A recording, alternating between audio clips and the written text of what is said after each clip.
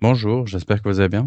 Aujourd'hui, on va commencer une nouvelle partie de notre programme de formation. Donc on va passer sur la partie blockchain. Donc on va utiliser Solana comme blockchain.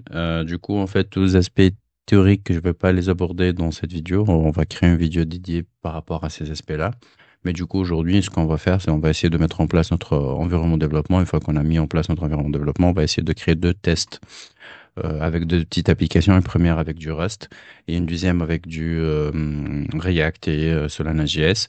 Du coup, en fait, au fur et à mesure en avançant sur les instructions, je vais vous expliquer un petit peu, mais il faut vraiment regarder la vidéo pour les aspects théoriques pour comprendre un petit peu de quoi il s'agit, qu'est-ce qu'on peut faire. Du coup, là, on est sur le site de Solana. Je vais pas utiliser ni GitHub ni Copilot ni ChatGPT parce qu'à chaque fois, quand j'essaie de les installer, j'installe les éléments, j'ai des instructions ou des versions qui sont pas stables. J'ai préféré utiliser la doc officielle. Comme ça, je suis sûr que je suis sur la dernière version. Sinon aussi, c'est obligatoire d'utiliser WSL pour les utilisateurs Windows. Sinon, si vous êtes sur Linux ou Mac, vous pouvez faire ceci. Donc là, en fait, pour l'installation, donc tout simplement, il demande que vous mettez en place la partie WSL qu'on a fait déjà nous dans notre environnement de développement. Après, derrière, en fait, il suffit juste de voir close down the terminal, open the next terminal by searching for Ubuntu again. The terminal should be new look like. Ok, très bien. Donc là, on est bien sur notre version et on est bien avec le WSL. Après, il montre comment le faire avec VS Code, mais nous, on a déjà fait ça.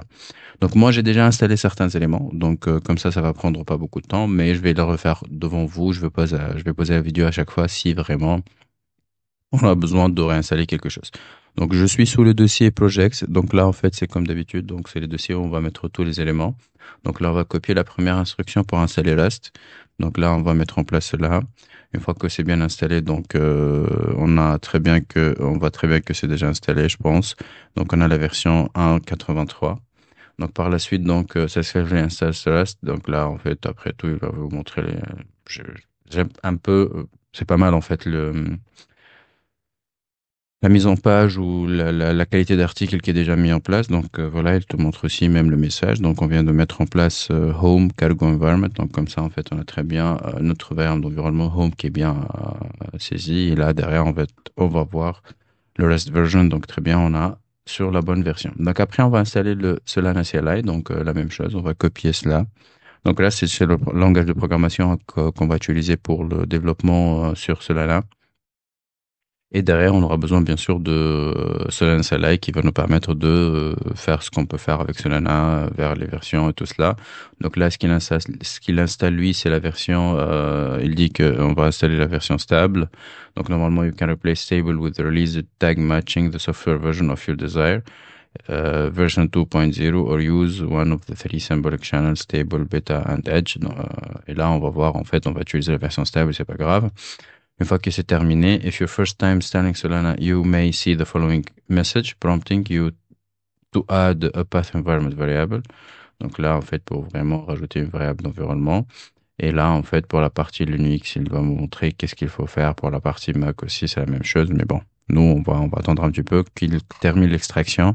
Et après, on va installer les éléments nécessaires. Donc, je pose la vidéo. Une fois que ça termine, je reprends. Là, on voit très bien qu'il vient de terminer. On va tout simplement, je ne sais pas si je dois fermer le terminal et les rouvrir, mais on va voir ça rapidement. Donc là, je vais copier cela, on va le mettre. Comme ça, on vient de préciser la partie path. Et après, on va juste vérifier si on a bien la version selon on a bien installée. Donc, on voit qu'on a la version 2.0.17. Donc, c'est la version stable. Donc, you should see output similar to the following. You can view all available versions at this. Donc, c'est pas grave. Celle-là, c'est pas vraiment. Si on aura besoin de mettre à jour, il faut juste utiliser cette commande pour mettre à jour cela. Donc, après cela, j'imagine qu'on va installer le Anchor CLI. Donc, Anchor is the framework for developing Solana program. The Anchor framework leverage Rust macros to simplify the process of writing Solana program. Donc, voilà, c'est une bibliothèque pour faire le développement. Donc là, en fait, on va utiliser with AVM ou without AVM. Donc là, en fait, the Anchor version manager AVM allow you to install and manage different Anchor version on your system. Donc on va le faire, j'imagine, comme ça sera plus simple. Donc là, on va commencer par celle-ci. Je sais très bien qu'avec le Anchor, il y a toujours des problèmes. et ça prend un petit peu de temps pour les mettre en place, mais on va voir est-ce que ça sera le même cas aujourd'hui ou pas. Sinon, après, on va voir petit à petit quels sont les problèmes et on essaie de les résoudre. Mais j'imagine, tant qu'on est sur la version officielle sur le site, même si parfois il y a des éléments qui sont pas stables, hein, ça peut pas vraiment créer des problèmes, mais on va voir hein, si ça va ou pas. Donc je laisse le truc avancer, je pose les vidéos et d'habitude, comme d'hab, je reprends une fois que cela sera terminé. Maintenant, on voit très bien qu'il vient de terminer. Je vais vérifier que s'il y a des problèmes. Je vois pas, donc là c'est bon. Du coup, derrière, on va partir sur la prochaine étape. Donc, on va copier cela pour être sûr que il est bien installé. Donc oui, on a la version 0.30. Après, on va tout simplement copier ces deux installations, ces deux instructions. AVM install latest, AVM use latest. Donc comme ça, en fait, il va installer la dernière et met à jour aussi la dernière version pour nos éléments. Donc ce sera plus robuste de le faire de cette manière. Une fois que c'est terminé, donc on va utiliser all install a specific version of Anchor CLI by. Donc là, en fait, on a vraiment pris la dernière. Don't forget to run AVM use command to declare which Anchor CLI version should you use. Ok, très bien, ça on va voir. Inspect XF condition. Donc là, you may see the following warning. Ok, c'est pas grave. Après Anchor version, donc on va voir la version Anchor. Juste pour info, en fait, la partie installation de AVM, ça a pris un petit peu de temps, disons 1, 2, 3 minutes max. Mais sinon, pour le reste, ça va. Derrière, en fait, on est en train de voir ce qu'il est en train de faire. Et après, je pense qu'il mentionne même s'il y a des erreurs, voilà qu'on peut les résoudre, comment on peut les résoudre, mais c'est pas grave là. Donc, on va voir tout simplement Cargo AVM version. Donc là, install the latest version of Anchor. Très bien. Using AVM. Très bien. Donc, je pense comme si on l'a déjà installé, mais c'est pas grave. Il va refaire cela. Mais sinon, après, donc ça, on va pas le faire. On va partir directement pour voir la version. Et s'il y a des erreurs, on va essayer de les refaire. Install the dependency installed listed in the Linux sections at the top of this page. Peut-être qu'on n'a pas fait ça. On va voir. Il y a la partie link RCC, node, permission denied. Ok, bon, bref, on n'a pas rencontré ce problème. Après, là, il dit quoi? Il faut qu'on installe Node et Yarn. Node.js and Yarn are required to run the default Anchor project test file. Donc, TypeScript created with the Anchor in it. Donc, j'imagine, on a les deux, en fait, hein. On a le Node.js et on a le Yarn, mais on va voir. Sinon, c'était dans la partie microfont, on a mis en place cela. Donc, après, first install using the following command, cargo, bref. Bon, je vais attendre qu'il termine et après, je reprends. Alors maintenant, il vient de terminer l'installation. Ça a pris un petit peu de temps. Ça a pris à peu près 5 minutes. Je sais plus exactement combien de temps, mais c'est plus que 5 minutes, je pense. Donc, on va tout simplement tout d'abord tester si c'est bien installé. J'ai déjà testé, je vous cache pas en fait. Donc, normalement, là, c'est bon. Donc, par la suite, maintenant, on va passer la partie erreur parce qu'on n'a pas reçu d'erreur. Et là, maintenant, on va se concentrer sur la partie les éléments basiques au niveau du CLI. Sur la CLI. Donc tout simplement, on va vérifier notre configuration. Donc la configuration ici va nous indiquer les éléments nécessaires. Donc le config file, c'est le config qui c'est disponible, que vous pouvez accéder et voir. Après, la partie, là, en fait, par défaut, ça sera sur la mainnet, mais après, on va pas l'utiliser pour l'instant. Le WebSocket aussi, c'est la partie mainnet. Et KeeperPath, donc là, c'est la partie où je vais mettre mes éléments confidentiels par rapport à l'OLED, tout ce genre de choses. J'espère que je ne me trompe pas sur cette partie. Mais sinon, en fait, vous pouvez modifier la configuration. Donc, nous, on va travailler sur la partie locale. On va pas utiliser ni le DevNet, ni le TestNet. Donc, on va tout simplement dire que voilà, c'est notre configuration, on veut utiliser la partie config locale et derrière, en fait, je vais bypasser cette partie et je vais tout simplement lancer la partie et je vais revenir en fait, hein, comment on peut créer ou lancer vraiment un validator test ou le test validator directement sous Solana. Donc, the Solana CLI comes with the test validator built-in running on local validator will allow you to deploy and test your program locally. Donc ça, c'est ce qu'on veut. Il y a une separate terminal run the following command. Donc là, j'ai un terminal à côté. Donc je vais lancer tout simplement parce que je suis sur WSL, je vais lancer cela. Donc là, en fait, je vais enlever juste la première partie au niveau du CD ici parce que je veux que je reste sur le même dossier. Donc hop. Pardon, là, je vous ramène ça parce que je suis en train de le faire sur l'autre écran. Et là, en fait, OK, notice no wallet available, Solana airdrop local.net SQL after creating one. Donc là, en fait, il faut qu'on crée ça. Donc ça, c'est bon. Donc vous voyez, donc là maintenant, on a le truc qui tourne en local. Donc là, je vais vous montrer après à chaque fois qu'on fait une modification, comment elle va apparaître ici. où on va faire quelque chose qui nous permet de le faire.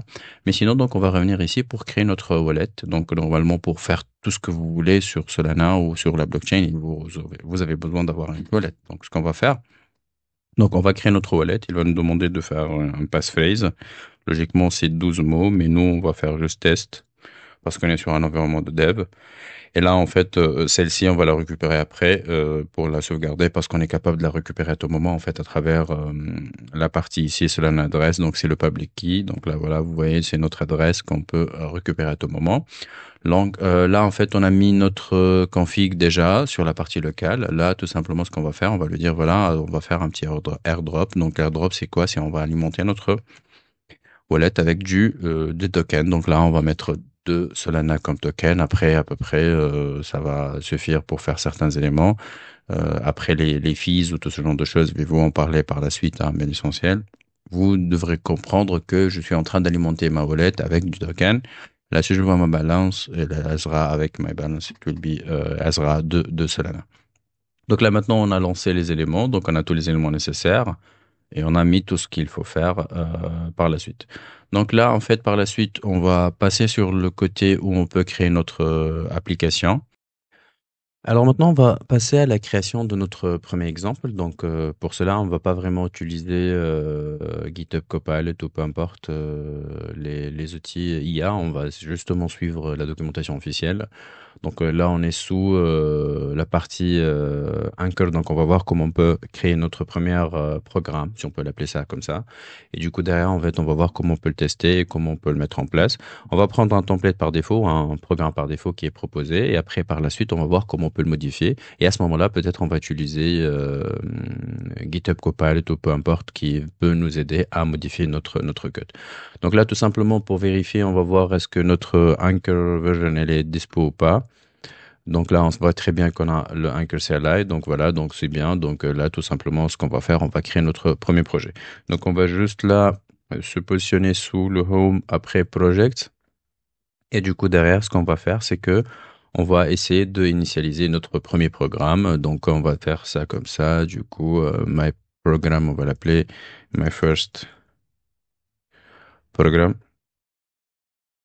Et comme ça, en fait, on va voir comment on peut l'initialiser. D'une manière générale, ça prend assez de temps, en fait, le fait de créer ce genre d'application, surtout pour les builder. Mais sinon, en fait, je vais accélérer au niveau de la vidéo. Mais pour vous, en vrai, ça va vous prendre un petit peu de temps. Pas seulement pour la création, je parle même après pour la partie build qu'on va voir ensemble. Donc là, on voit très bien qu'il vient de terminer l'initialisation de ce projet. Et du coup, derrière, en fait, là, tout simplement, on va se positionner sous le dossier My First Program. Donc, My First, je suppose, j'ai que ça avec ce nom-là. Et ce qu'on va voir maintenant, on va juste tout simplement faire un petit code point. Et là, derrière, en fait, ce qu'on va faire, c'est qu'on va ouvrir le projet sous VS Code et on va voir après la structure de projet, comment il est conçu et quels sont les différents éléments de ce projet-là. Je pose la vidéo une fois qu'il charge le VS Code, je reprends. Là, on voit très bien que la solution vient d'être chargée, donc au niveau du VS Code. Donc, je vais vous montrer un petit peu comment il est composé ce projet. Donc, on va avoir un premier dossier, hein. Principalement, vous devrez regarder que ce deux dossiers-là pour l'instant. Il y a le dossier programme et il y a le dossier test. Sur le dossier programme, en fait, on aura l'SRC et on aura notre bibliothèque, notre programme qu'on vient de développer, qui s'appelle My First Program, qui contient une fonction qui s'appelle Initialize. Toute la documentation qui vous explique un petit peu l'architecture ou la partie code ou comment vous devrez comprendre, tout cela vous pouvez trouver hein, sur le site officiel. Je ne vais pas vous expliquer exactement comment le faire et expliquer, parce qu'aujourd'hui, honnêtement, hein, avec ce que vous avez comme outil, ChatGPT sera plus facile, il sera plus capable de vous expliquer avec plus de détails que moi, en fait. Mais l'essentiel, en fait, on aura notre library Rust, qui vraiment intègre notre premier programme avec son fonction. Après, on a notre fichier de configuration TOML. Parfois, je dis TOML, je ne sais pas pourquoi, mais l'essentiel, c'est TOML, avec tous les éléments, avec les dependencies, tout ce genre de choses. Et donc, on aura notre programme qui est vraiment défini ici. Une fois qu'on va builder la solution, donc ce programme, il sera être disponible sous le dossier, en fait, target. Et donc, on va voir, en fait, comment on va utiliser ce dossier target par la suite. Donc, après cela, on a la partie test. C'est la partie front ou peu importe, qui va tester ce code-là, qui va tester ce programme. Et vous voyez donc déjà là, c'est une erreur, mais c'est pas vraiment le cas en fait, hein, parce qu'aujourd'hui, on n'a pas encore fait le build, donc c'est à cause de ça, en fait, il ne reconnu pas My First Program, parce qu'il devrait le récupérer à partir de target types et après le My First Program. Mais sinon, en fait, là, la partie, donc, il va faire quoi? Il va juste tout simplement, on va appeler ça comme ça, il va invoquer cette méthode qu'on vient de vous montrer par la suite. Donc, comme déjà indiqué ici, donc, il faut se concentrer sur ces deux éléments, le default program. Donc, voilà, il explique exactement c'est quoi le default program. Is the public key of the keeper generated. Donc, voilà, bon, pour moi, en fait, pour l'instant, on n'a pas commencé à parler de public key, keeper, tout ce genre de choses. On va commencer à les apprendre petit à petit dans l'avancement de notre vidéo. Mais sinon, en fait, si vous voulez vraiment, vous pouvez regarder exactement aussi, en fait, hein, les concepts core de dev sur Solana, les fees, les programmes en Solana, les programmes de drive, cross-program invocation, tout ce genre de choses, tokens, tous ces éléments, en fait, ce sera vraiment quelque chose que vous pouvez les regarder vous-même ou sinon, je vais faire une petite vidéo qui explique un petit peu ces aspects théoriques. Mais l'essentiel, en fait, ici, c'est que ce qu'il dit là, en fait, the default anchor program is located at, donc on vient de voir celle-là, the value in the declared ID macro is the program ID and a unique identifier for your program. Donc là, c'est quelque chose de très intéressant que vous devrez avoir. Donc là, vous voyez, donc au niveau il dit au niveau du declared ID, c'est à quel niveau, en fait, the value in the declared ID macro for the program unique. Donc bon, là, en fait, je vais vous montrer un petit peu là, c'est le declared ID, vous voyez, donc c'est le unique identifier de votre programme. On va voir après comment on peut l'utiliser, celui-là. By default, it's the public key of the keeper generated. Donc là, en fait, pour chaque programme, vous avez un keeper. Normalement, on va dire ça, on va l'appeler comme ça, en fait, le private key. Et donc là, c'est le public key que vous pouvez utiliser, que vous pouvez partager dans vos fichiers de configuration, peu importe. Et derrière, en fait, il y a le programme ici. Après, en fait, comme j'ai dit, en fait, la partie test. Donc, sur la partie test, vous aurez là cette partie test. This file demonstrate how to invoke the default program. Donc, voilà, c'est comment l'invoquer. Et derrière, en fait, à travers du TypeScript, peut-être ce sera du JS, peut-être aussi, vous pouvez faire du Rust, hein, qui peut vous faire les tests. Mais essentiellement, nous, on va se concentrer avec du TypeScript. Et voilà, donc on a ces deux éléments. Donc, la première étape, ce qu'on va faire, on va faire un build. Par contre, quand je vais faire un build, là, on va avoir un petit problème. Pourquoi? Parce que, en fait, ça fait maintenant un mois où ça commence à apparaître, je ne sais pas pourquoi, mais l'essentiel, en fait, il indique que le logfile version 4, il n'est pas bien. Bon, bref, pour simplifier et vous montrer comment vous corrigez cette partie, je vais vous donner la solution. Après, pourquoi et c'est quoi l'explication? Honnêtement, pour l'instant, je ne sais pas, j'ai pas regardé en détail, mais l'essentiel en fait pour moi en fait c'est quelque chose qui permet je vais vous donner la solution qui permet de débloquer la situation, mais par contre quelle est l'explication derrière, je sais pas pour l'instant, je vous cache pas, je ne veux pas vous donner quelque chose que je suis pas certain ou je suis pas certain. Donc voilà, tout simplement au niveau de cargo.log, il faut juste changer la version pour l'instant en attendant qu'il y aura une correction, une mise à jour par rapport à ce problème. Mais l'essentiel, en fait, il indique que la version 4, elle n'est pas dispo. Du coup, je sais pas, est-ce qu'il faut vraiment modifier cela? Mais l'essentiel avec les versions de ce qu'on vient mettre en place, le Rust Solana et Anchor, ça me retourne ce problème. Bref, donc on vient de modifier cela. Donc ce qu'on va faire maintenant, on va lancer notre build. Là, juste pour info, le build, il prend assez de temps. Donc à chaque fois, il me prend beaucoup de temps. Ça dépendra de votre machine, je pense. Un petit teasing, je peux vous montrer un truc qui va vraiment vous faciliter la vie et ça va vraiment rendre ces éléments très rapides. Si on part du build et tout, mais l'essentiel pour l'instant, ça va prendre du temps. Donc je vais poser la vidéo et je reprends une fois que cela sera terminé. Du coup, le build il vient d'être terminé. Du coup, non, maintenant, on a un autre programme qui vient d'être buildé. Et ce qu'on va voir, vous voyez, donc là, au niveau le dossier target, vous avez plus de choses. Donc, vous avez les types si vous voulez voir. Donc là, ce sera le truc qu'on va l'importer par la suite. Vous aurez l'adresse ici, vous voyez. Donc, c'est le public key de mon programme que sera défini et partagé. Donc, j'imagine ça, c'est la même chose que j'ai ici. Voilà. Et voilà, donc c'est bon, ça marche. Donc là, maintenant, ce qu'on va faire, on va tester. Donc, on va voir qu'est-ce que ça là, va nous donner. Mais sinon, juste pour info, ça m'a pris, on est, alors, 17, alors bon, on va dire 10, entre 10 et 5 minutes. Je sais pas exactement combien de temps, mais ça a pris à peu près pour builder. Ça dépendra de votre machine et plein de choses. Donc, moi, je suis en train de lancer plein de choses en parallèle. Donc, c'est à cause de ça, ça prend plus de temps. Du coup, maintenant, en fait, ce qu'on va faire, on va tester. Donc, pour faire cela, en fait, on aura besoin toujours de lancer notre test validator. Donc, là, ce qu'on va faire, c'est qu'on va lancer notre test validator en local.